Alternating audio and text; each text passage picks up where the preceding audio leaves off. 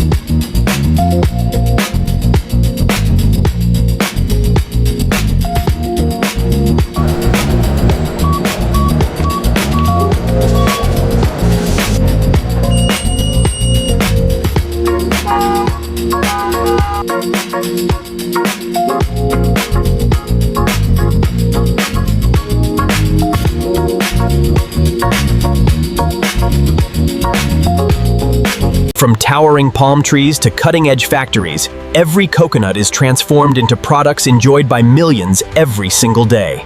Which factory process should we explore next? Let us know in the comments, and don't forget to subscribe for more amazing factory journeys.